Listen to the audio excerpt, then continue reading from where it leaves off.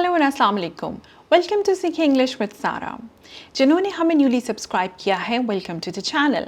और जिन्होंने अभी तक भी सीखे इंग्लिश विद सारा के चैनल को सब्सक्राइब नहीं किया, प्लीज़ चैनल को सब्सक्राइब कीजिए और बेल बटन को हिट कर दीजिए ताकि हमारे चैनल से आने वाली हर लेटेस्ट वीडियो आप तक पहुँचे। आज हम जिस टॉपिक के बारे में बात करने जा रहे हैं वो है difference between will and shall and their usage. So let's get started.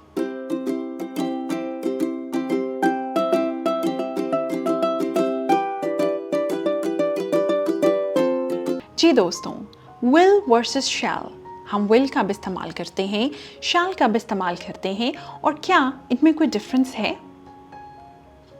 Shall is considered to be used in old English, in old-fashioned English.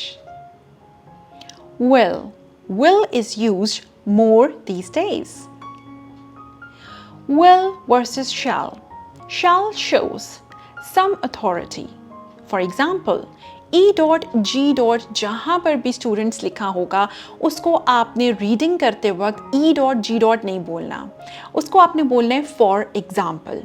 Okay, for example, the dinner shell consist of formal dress code. अब आपको sentence पढ़ के यहाँ पर एक हल्का सा ये फील आ रहा होगा कि एक कंपल्सरी सी चीज़ है जो कि यहाँ पर कही गई है कि आज के डिनर का जो ड्रेस कोड होगा वो फॉर्मल होना चाहिए, यानी कि कोई क्वेश्चन की गुंजाइश नहीं है, किसी नेगोशिएशन की गुंजाइश नहीं है। So what has been said is said. Will expresses the future and the inevitable events.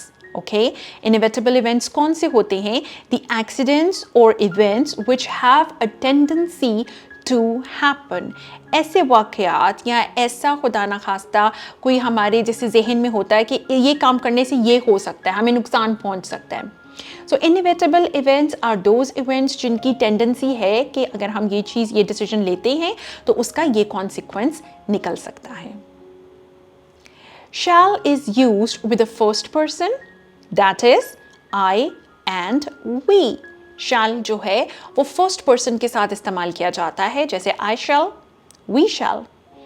Again, underline करवाना चाहूँगी, I.E. जो होता है, अक्सर स्टूडेंट्स को मैंने सुना है वो इसको पढ़ते हैं I.E. नो, इसका ये मतलब है that is. सो आपने रीडिंग के दौरान पढ़ना है that is I and we.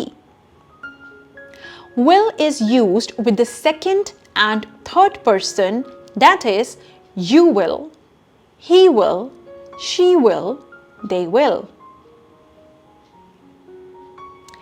Shall किस टाइप के सेंटेंसेस इससे बन सकते हैं? I shall go to the office tomorrow. We shall do the work on our own. Will, you will have a meeting tomorrow. He will not attend the meeting tomorrow.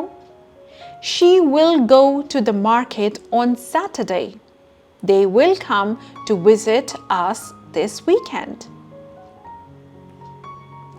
So ये तो था will versus shall का इस्तेमाल।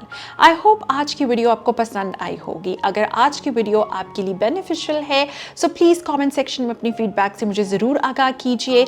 अगर अभी तक आपने channel को सब्सक्राइब नहीं किया तो चैनल को भी सब्सक्राइब कर दीजिए और बेल बटन को स्मैश कर दीजिए, हिट कर दीजिए, ताकि हमारे चैनल से हर आने वाली वीडियो टाइमली आप तक ज़रूर पहुँचे। चैनल को लाइक कीजिए, शेयर कीजिए और सब्सक्राइब कीजिए। सी यू।